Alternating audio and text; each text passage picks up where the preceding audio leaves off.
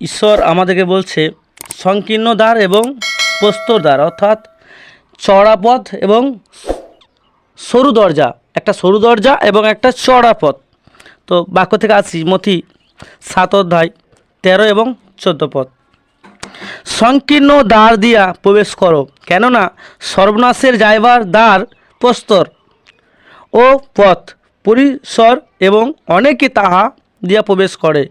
কেননা জীবন যাইবার দ্বার সংকীর্ণ ও পথ দুর্গম এবং অল্প লোকে তাহা পায়। খুব সুন্দর পয়েন্টটা, যে সত্যি ঈশ্বর আমাদেরকে বলছে যে ঈশ্বরের রাজ্য যাওয়ার জন্য একটা সরু মাত্র একটা দরজা, সেটা দিকে আমাদেরকে যেতে হবে। সে একটা সরু দরজা দিয়ে সেখানে আমাদেরকে যেতে হবে।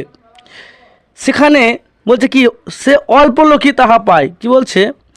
এবং অল্প লোকে তাহা পায়। সেই জায়গা অল্প লোকে যায় এবং সেই দরজা দিয়ে অল্প লোক আসে সত্যি। এবং সর্বনাশের পথ, সর্বনাশের যাইবার পথ অনেক চওড়া। আপনি যেভাবে খুশি যেতে পারেন, যেভাবে যেদিকে সেদিকে আপনি যেতে পারেন, আপনার কোনো সমস্যা নেই, আপনার কোনো প্রবলেম নেই। অর্থাৎ সর্বনাশে যাওয়ার পথ, সেদিক দিয়ে শুধু সর্বনাশ, দুঃখ, যন্ত্রণা, কষ্ট, রোগ ব্যাধি, বিভিন্ন রকম নরক আপনার জীবনে আসবে।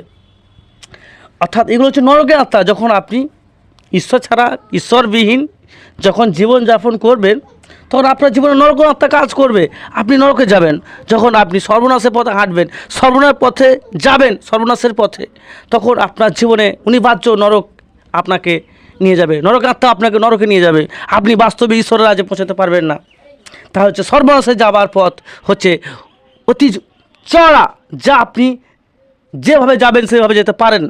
সে রাস্তা দিয়ে শুধু সর্বনাশ আসে, শুধু সর্বনাশ হয়। অর্থাৎ সেখানে শুধু নরকের আত্মা থাকে, আর আপনাকে নরকের আত্মা বিভিন্ন প্রকার আপনাকে যন্ত্রণা, কষ্ট, রোগ, বিভিন্ন রকম সমস্যা আপনার জীবনে আনবে। আর আপনি এই যুগ অর্থাৎ এই সময় আপনার জীবনে এই যুগ কেটে যখন আপনি মৃত্যুবরণ করবেন, তারপরে কোথায় যাবেন?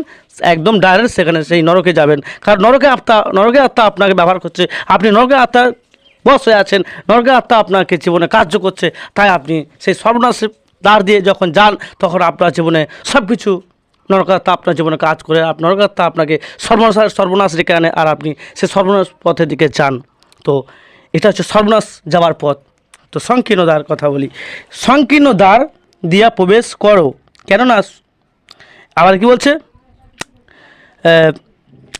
দ্বার দিয়া সর্বনাশ যাইবার দ্বার প্রস্তর ও পথ পরিসর এবং অনেক তাহা দিয়া যায়, অনেক লোক যায়, অনেক বেশি যায়।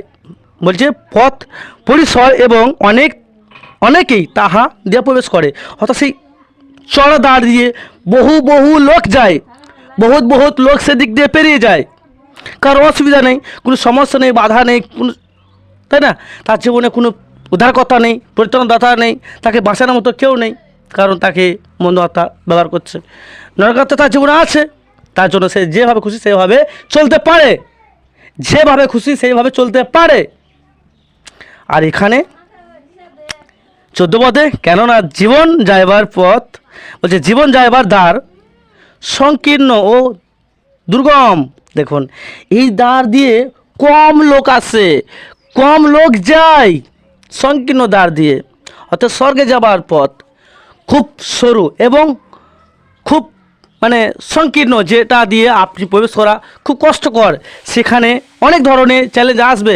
যখন আপনি যিশুকে বিশ্বাস করছেন, আপনার জীবনে ঈশ্বর আছে, তো অবশ্যই আপনাকে সমস্ত অতিক্রম করে ঈশ্বরের কাছে এগিয়ে যেতে হবে। অর্থাৎ আপনাকে থামিয়ে দেওয়া হবে। আপনি যখন না থেমে যখন ঈশ্বরের কাজে যখন ছুটবেন, অবশ্যই আপনি এই সংকীর্ণ দ্বার দিয়ে প্রবেশ করবেন। ঈশ্বর আপনাকে পৌঁছাবে।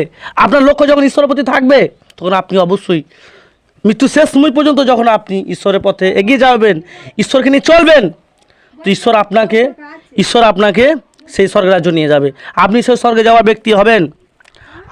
আর সত্যি আপনাকে ঈশ্বর সেই স্বর্গে নিয়ে যাবেন, কারণ তিনি তার বাক্য বলছে যে আপনি অবশ্যই পৌঁছাবেন এবং অল্প লোককে তাহা পায়। আপনি যখন ঈশ্বরের প্রতি আপনার আগ্রহ, ভালোবাসা, প্রেম অটল থাকবে, বিশ্বাস রাখছেন এবং মৃত্যু শেষ সময় পর্যন্ত যখন আপনি এই ঈশ্বরকে নিয়ে চলছেন, তখন আপনাকে কোনো নরকে আত্মা আপনার জীবনকে শেষ করতে পারবে না, আপনাকে ধ্বংস করতে পারবে না, কারণ আপনাকে ঈশ্বর সেই সঠিক জায়গা নিয়ে যাবে।